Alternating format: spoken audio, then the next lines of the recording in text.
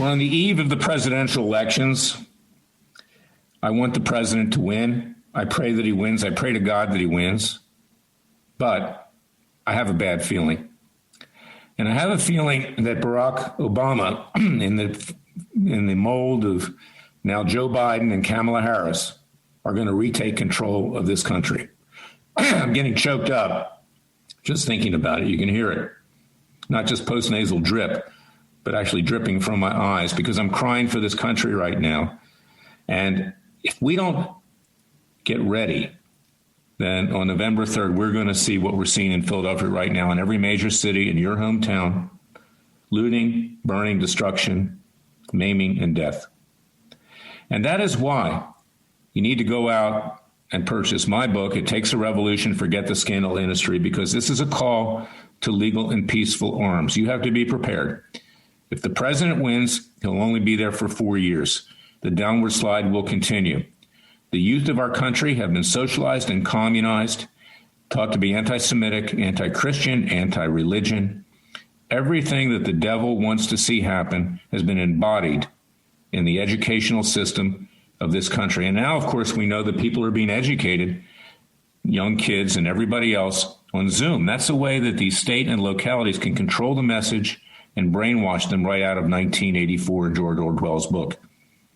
So we need to rise up. And that's why in this week's radio show, I want you to listen to it. I have a weekly radio show on Radio America, and I thank Radio America for allowing me to tell the truth. We have Sheriff Joe Arpaio on, and we have yours truly on. And I'm giving that call to arms. I want you to join our new group, americassheriff.org, 2 S's in the middle. You can even purchase a badge for America's Sheriff on that website. I was joking that maybe, if you show that to a policeman that stops you for a traffic ticket, you might not get it, because we're there to protect the police and to bring cases for the police. We need to be comrades in arms, not in the socialist and communist sense, but in the freedom and liberty sense. And that is why I issue this warning today, that regardless of whoever wins this election, the American people will need to rise up.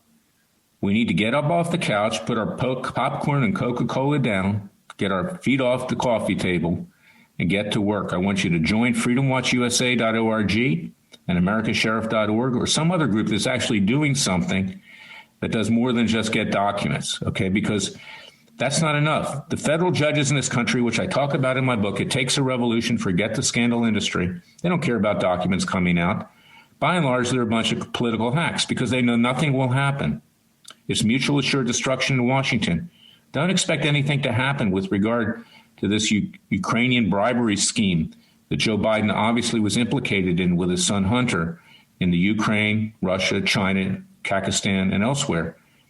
The powers to be in Washington, D.C., this corrupt cesspool, this swamp that just has an odor emanating from it on a minute-by-minute basis, they're all implicated in similar schemes.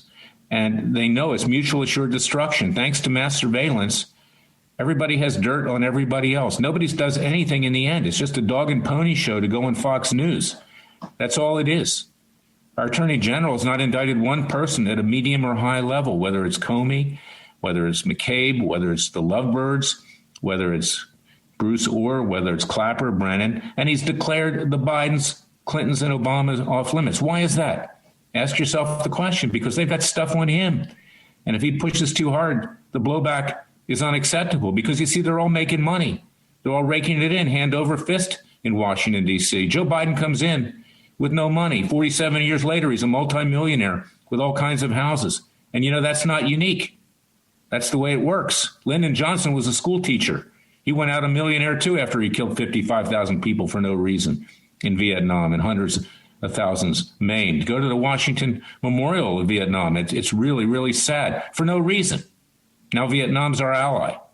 So here we are in 2020, November 3rd. They're going to be coming for you.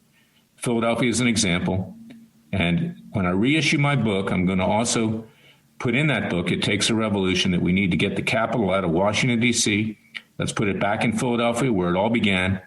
Frankly, the buildings in Washington look more like Disney World than they do the United States. They're Greek. We're not Greek. I'm sorry. We're not Greek. We are Americans. The real monument in this country is Independence Hall, where it all began, where it all started, and hopefully where it will end positively. Even our Supreme Court was in that building initially. And we'll squeeze the leftists out, we'll form our own government, and we'll take control. And if President Trump loses, maybe he will be the head of that government. I will invite him to be our president. So God bless you. God bless America. God save America. Just remember, stay vigilant. Use your Second Amendment rights to defend yourself, because the left is coming for us regardless of what happens on November 3rd. I'll be back Monday with another special edition of my podcast. Listen to my weekly radio show. Share it far and wide. You won't hear any of this on any other media. They're afraid to say the truth. They're afraid of blowback. God bless you. God bless America. Thank you for listening to me. Remember, God is with us. Have a nice weekend if you can.